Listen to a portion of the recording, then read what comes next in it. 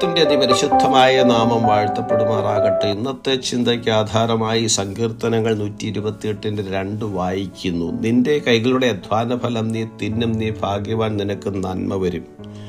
ക്രിസ്തുയേശുവിൽ ഏവർക്കും സ്നേഹവന്ദനം. ദൈവത്തെ ഭയപ്പെടുന്നതിൻ്റെ ഭാഗ്യാവസ്ഥയെക്കുറിച്ചും അവൻ്റെ ഭവനത്തിലെ അനുഗ്രഹങ്ങളെക്കുറിച്ചും ഈ സങ്കീർത്തനത്തിൽ വർണ്ണിച്ചിരിക്കുന്നു.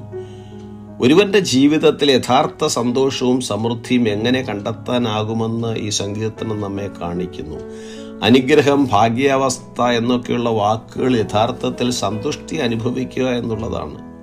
ഒരു വിശ്വാസി സംതൃപ്തനാകുവാൻ പഠിക്കുന്നത് ദൈവഭയത്തോട് ജീവിക്കുകയും ദൈവത്തിൻ്റെ വഴികളിൽ നടക്കുകയും ചെയ്യുമ്പോഴാണ്.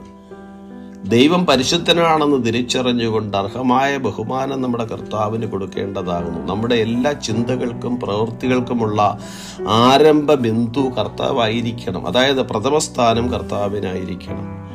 മോശയുടെ മരണശേഷം യോശുവയോട് യഹോവ അരുളി ചെയ്തത്, എൻ്റെ ദാസനായ മോശ നിന്നോട് കൽപ്പിച്ചിട്ടുള്ള ന്യായപ്രമാണമൊക്കെ അനുസരിച്ച് നടക്കേണ്ടതിന് നല്ല ഉറപ്പും ധൈര്യമുള്ളവനായി മാത്രം ഇരിക്കുക.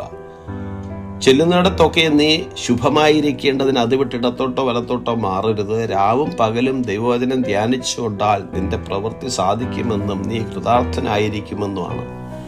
യോശുവയുടെ പുസ്തകം പഠിക്കുമ്പോൾ ദൈവവചനം അനുസരിച്ച് യോശുവ ഇസ്രായേൽ മക്കളെ വാഗ്ദത്ത നാട്ടിലേക്ക് നയിക്കുകയും ശത്രുക്കളെ ഒന്നൊന്നായി കീഴടക്കി ദേശം കൈവശമാക്കി ഗോത്രങ്ങളെ വിഭാഗിച്ച് നൽകുകയും ചെയ്തു. ദൈവപ്രമാണം വിട്ട് ഇടത്തോട്ടോ വലത്തോട്ടോ മാറാതെ ദൈവവഴികളിൽ നടന്ന യോശുവയ്ക്ക് തൻ്റെ പ്രയത്നത്തിൽ അനുഗ്രഹം ലഭിച്ചു. നാം ദൈവത്തിൻ്റെ ഉദ്ദേശത്തോട് അനുരൂപമായി ജീവിക്കുമ്പോൾ നമുക്ക് അനുഗ്രഹം പ്രതീക്ഷിക്കാം. ദൈവമില്ലാതെ നാം ചെയ്യുന്ന എല്ലാ പ്രവൃത്തികളിൽ നാം ദയനീയമായി പരാജയപ്പെടും.